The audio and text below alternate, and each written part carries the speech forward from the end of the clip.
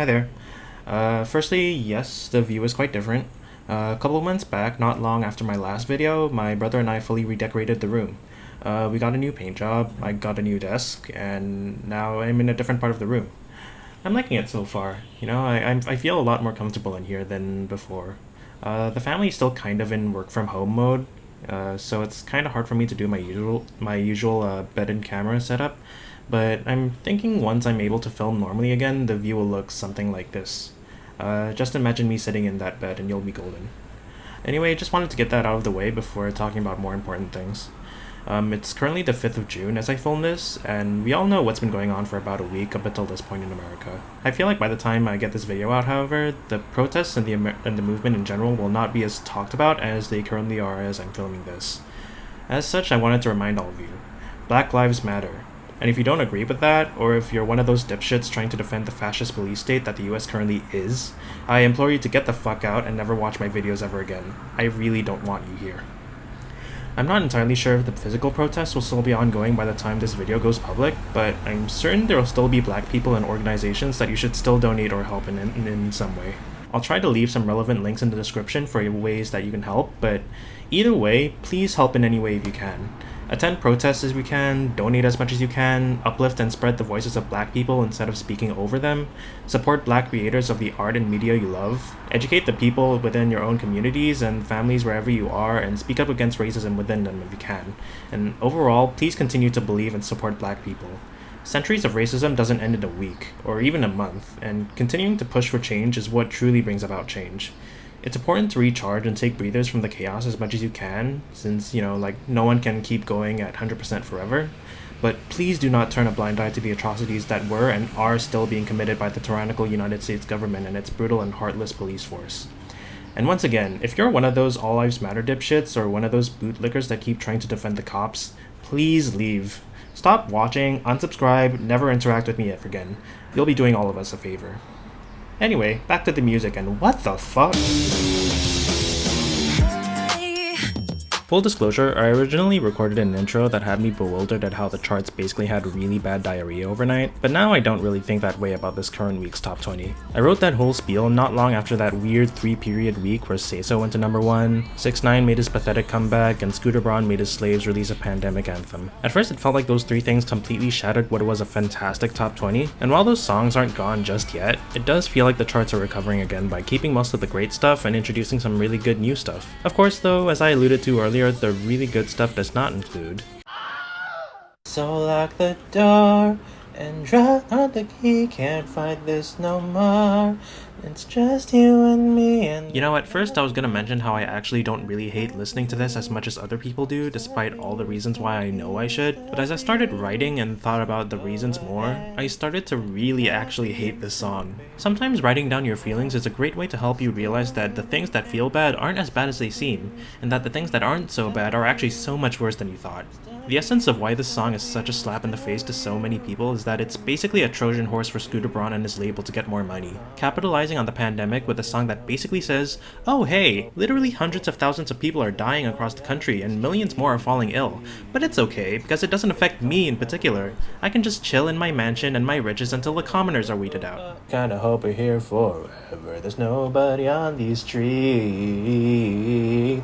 If you told me that the world's ending, ain't no other way that I can spend it. There's something so profoundly wrong about seeing them sing about how being stuck in your house during the pandemic is not awful at all, and it's actually so lovely and wonderful that you want things to stay like this forever. It's so self-evidently insensitive that I don't really have the words to express it. At the very least, if you're gonna write a love song about the lockdown, at least don't give me hetero bullshit like, oh, we're fighting and I can't stand you, but oh well, I guess I'm stuck with you. Can't fight this no more, it's just you and me, and there's nothing I can do. I'm stuck with you, stuck with you, stuck with you. Whoops. It's like Let It Snow, except instead of being creepy, it's just miserable. It's not like pop music about the lockdown is impossible to do right. Charli XCX managed to make an album with multiple songs detailing her experiences with the lockdown really well, mainly by singing about how she misses her loved ones and resolves to do everything she can with them when she's able to. I think the reason why her songs work while Stuck With You doesn't is because she's a human being with feelings and real-life problems, not a heartless out-of-touch record executive who looks at the global pandemic and sees an opportunity to profit from it. I'm stuck with you, stuck with you, stuck with you.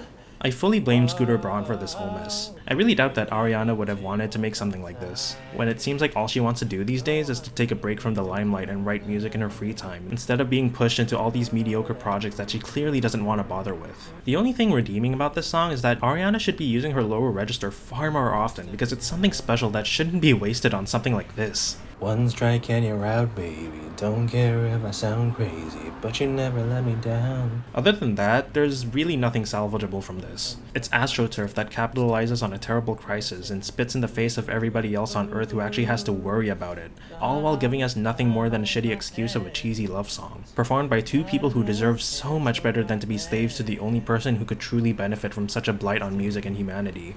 I'm quite amazed that I managed to develop so much visceral vitriol for this song over the course of writing this entry, because I genuinely didn't really feel it until I started writing everything down and I went, holy shit, this is really bad. Scooter Braun, please go fucking bankrupt, please. Feeling good, like I should. When in dark, walk around the neighborhood. I can't quite figure out why this doesn't bother me as much as it should. I can see that it's the song equivalent of a Facebook meme your mom posted telling you that depression isn't real and you could cure it by just smiling a little more, especially at a time like this, sung by two frat douches who have never had a real problem their whole lives. But for some reason I just can't bring myself to actually get mad or even be kinda peeved by it. It doesn't sound great either, which doesn't really help my case. Maybe I'll just wait until I have a really shitty day to revisit it, because at the very least I can tell the song doesn't deserve any praise. My last made me feel like I would never try again, but when I saw you, I felt something I never felt. I remember listening to this on a whim after I had a long day and thinking this was the most insufferable thing ever that had no good reason to exist. Now I feel like it's not that bad, but it still has no good reason to exist. Also, I can't really articulate why, but something about the way this guy tries to win this person over just feels kinda off. It's like he's making all these proclamations of love and devotion on the condition that they treat him right to some random stranger he just met. Yeah, these are my only intentions. I have no new thoughts on this song. Ain't been the same since. Ooh. I have no new thoughts on this song. They go right foot up, left foot slide. I have no new thoughts on this song either, which is really impressive considering that I haven't even talked about it yet. Honestly though, it's really hard for me to form a strong opinion on this song. The only thing I can really say is that I'd probably like it more if it were like half as long. By the time I'm like 3 minutes in, I'm already done. 2,000 shorties wanna tie the knot, yeah. It's actually a pretty pleasant listen for those first few minutes. It's got a really nice melody, conveyed with some cool dreamy synths, and the beat is catchy enough to bounce a little to, but also subtle enough that you can just chill to it. As far as I can tell, Drake's spouting off his usual nonsense about everyone on his back or whatever, but thankfully his delivery is so drowsy that I can just kinda drown it out. It's all one chill vibe, but it goes on for so long that it starts to feel kinda suffocating. I kinda imagine this song is what drowning in one of those sensory deprivation tanks feels like.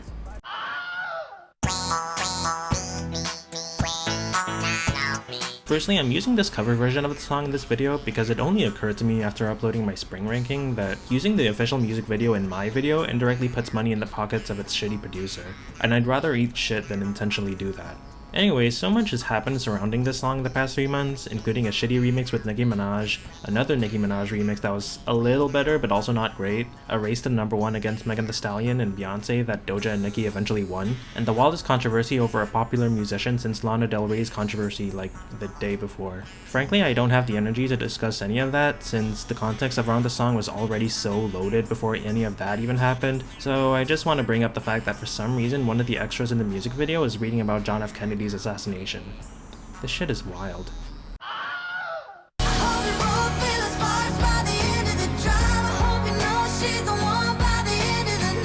It's been a hot minute since we've had anything adjacent to a murder ballad. I kinda miss those, and this one's pretty solid. It's not much, and it's not really anything special, but considering that this is by an American Idol contestant who is exactly only a week older than I am, it's a solid effort. To be honest though, as much as I love a good lyrical conceit, the one in this song isn't very strong.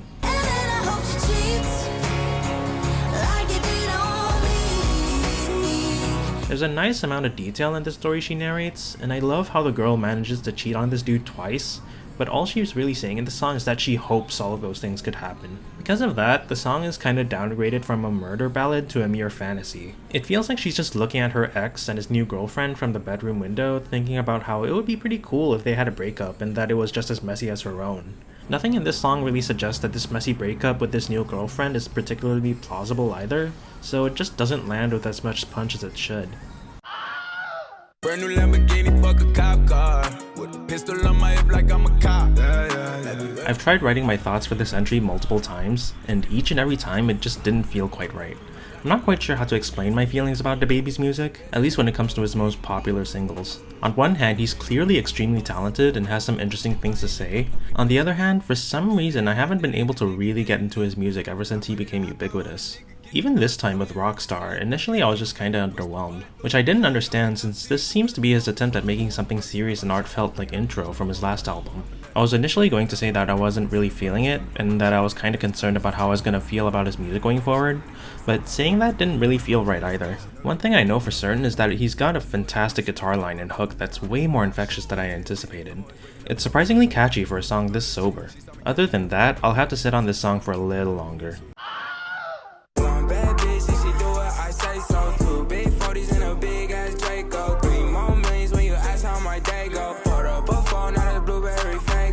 Man, this is just nice. It's got a fun laid-back beat with a good sample and a performer that serves the song really well. Not to mention that I'll never get sick of a 1, 2, 3, 4 refrain. My only real issue is that it repeats the chorus so much that it feels like it goes on for way longer than it should. But at the same time, I suppose it helps to really drill in that really great chorus into your head. Judging from everyone else who knows this guy better than I do, he apparently seems like a complete joke, but I guess it's cool that he managed to fluke himself into a solid hit.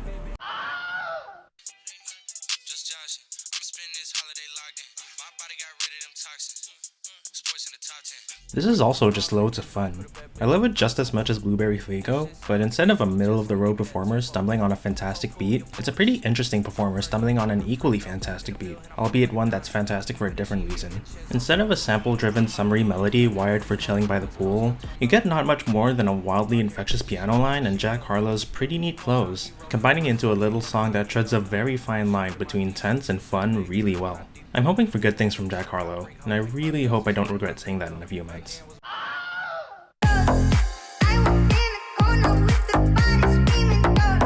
Firstly, I have to put respect on St. John, who cancelled production on his next music video in order to donate the video budget to bail funds and black-owned businesses. Not only that, but he also raised the budget of the video beforehand just so he could donate more money.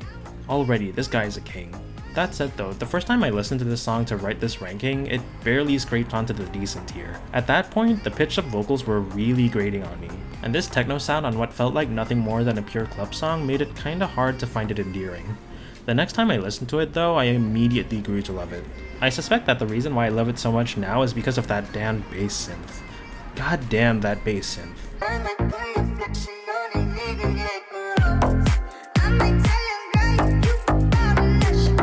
Something about the way the beat comes back on that line in particular hits so hard. I think it's the fact that there's no cymbal sound to accompany it when it happens, so that all you can focus on is how goddamn hard that bass is. It just vibrates through your body. Can you imagine feeling bass like that in a club? God damn.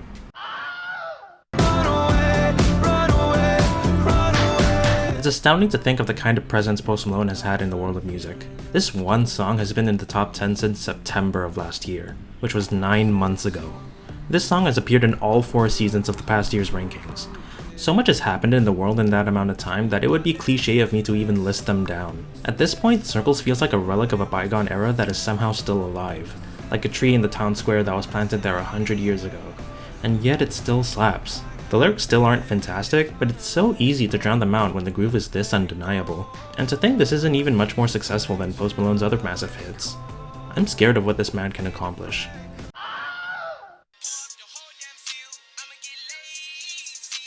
I feel like it was kinda rude of me to not properly explain my feelings about the song in my last 2 rankings while it was still at number 1. I'll admit that the reason why I didn't want to elaborate much further was because I wasn't sure how to say much about it other than the fact that it slaps. I could say stuff like how Roddy Ricch's flow and voice is fantastic and the beat goes hard, but I can't articulate it better than pretty much everyone else has. Though I will say that on top of that, I have a soft spot for the string sample, and I really like that bit in the instrumental when it does what I can only describe as an explosion of air and bass. As it turned out, it ended up not becoming the next Old Town Road, which I kinda expected since it doesn't have anything like a huge meme or controversy to promote it further, but I don't mind at all that the song was a huge smash for several weeks straight purely based on the fact that it goes hard and everyone loves it. She's so bougie, bon appetit. I'm a savage, attitude nasty. After I made my spring ranking, I was reminded that the title of the song is a slur against Native American people, which is absolutely true and should have been obvious to me from the start, but it also prompted me to try and find out if it was okay for Megan Thee Stallion and Beyonce to use the word, since it can and has also been used to attack black people. As far as I can tell, there's a valid argument to be made about reclaiming the word as black people have done over the past few decades, and while it can be empowering and liberating to some, it is also hurtful and uncomfortable to others, and it's up to individual Native American and black people whether they're comfortable with the reclamation of the word. It's not my place to decide, as I am neither, so I'd much rather not write the word out myself here. Instead, I'm just gonna refer to the song as Bad and Bougie from now on. In any case though, I'm really happy that Megan Thee Stallion finally clinched the #1 spot with Bad and Bougie, especially with Beyonce as a goddamn guest artist. Something about this remix really fascinates me.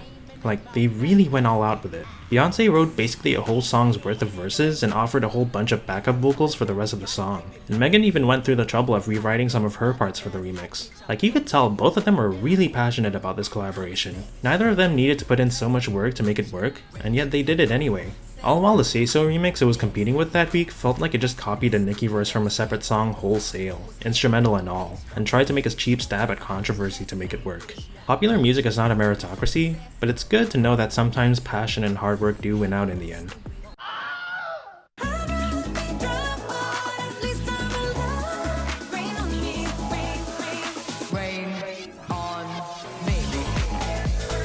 Part of me was a little worried at first that this wouldn't take off, but then I remembered that Stupid Love somehow debuted at number 5, despite being a kind of anticlimactic release with an underwhelming music video, just because Lady Gaga is still a juggernaut that rakes in sales numbers. Rain On Me has her, plus actual depth in its context, a music video with an actual budget, and Ariana Grande. Only Old Town Road could have blocked it from number 1. Yes, I did write that before the song fell to number 5 and number 10 in the following weeks. Still though, it's quite impressive. Rain On Me works really well as a collaboration between Gaga and Ariana. These two have been through way too much throughout their careers, and importantly, they both have a history of dealing with their trauma in the public eye. So singing together on a song about coming to terms with the trauma they've endured and allowing themselves to feel uncomfortable emotions is really gratifying and powerful. Also, I love when Gaga does that deep voice thing. It's really funny. Hands up to the sky. I'll be your galaxy. I'm about to fly. I guess while we're here, I might as well talk about Chromatica. I saw a bunch of music people I follow say they were underwhelmed by the album, which I kinda saw coming since I get the impression I'm supposed to think of Gaga as some washed up pop star that stopped being able to make good music after 2012. Honestly though, I'm not sure what you were expecting from Lady Gaga other than a really solid pop album with slightly too many songs that are tied together extremely loosely by a half-baked concept that doesn't distract from the fact that the songs themselves actually slap. You could say that about pretty much the rest of her discography. In the case of Chromatica, the loosely baked concept is supposedly this world of Chromatica, which doesn't seem to be mentioned or hinted to at all in the album. However, the concept of going through pain and trauma and learning to live with and overcome it is certainly omnipresent. Much of the album revolves around her experience dealing with her present and or past pain, backed up by house-influenced pop of varying degrees of energy, while songs like Free Woman, Sign From Above, as well as Rain On Me see her looking back on her pain and trying to move on from it in some way. Chromatica on the whole feels like a look into the heart of someone who's been through far too much and wants to find a way to move past it, and seeing her struggle with it and find ways to overcome it is just wonderful. Though, is it better than Art Pop, one of the best pop albums ever? No.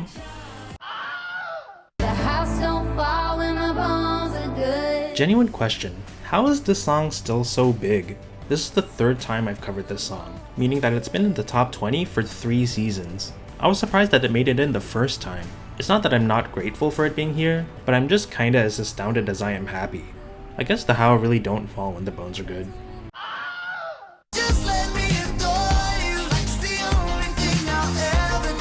This song is still fantastic, but you know what else is fantastic? Strawberries on a Summer Evening. More berries and that summer feeling. I don't know if I could ever go without. You know, if I was really a committed YouTuber, I would have filmed this section on camera and picked up a slice of watermelon, but this channel is not committed to real quality content. So, stream watermelon sugar.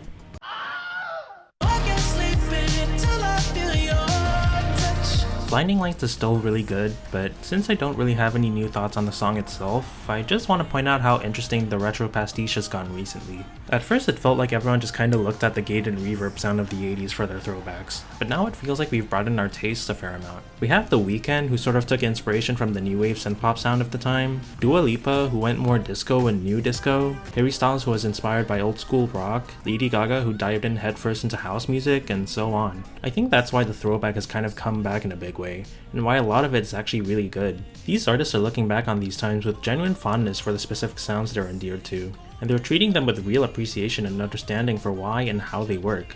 It's really cool to see. I wonder what's the next subgenre we're gonna bring back. Personally, I'm rooting for the comeback of 70s easy listening. Maybe someone like Adele could bring that back for her next album. Who knows?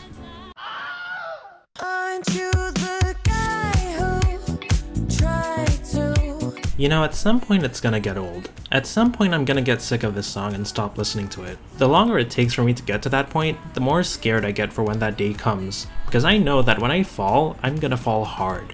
I pray that day never comes, and a tiny part of me believes it never will. Anyway, the final score is 70 out of 100, which is coincidentally the same score I gave for my fall ranking. I am admittedly a little mixed on this crop of songs, seeing that most of the new songs are lower down in this list than I would like. That said though, I don't want to discredit the new stuff, especially considering that the stuff I like also feels more important somehow compared to the stuff I don't like. Hopefully the good stuff does indeed stick around while the bad stuff falls out of favor. Until next time, please sit back and enjoy Don't Start Now's outro for the 4th time on this channel.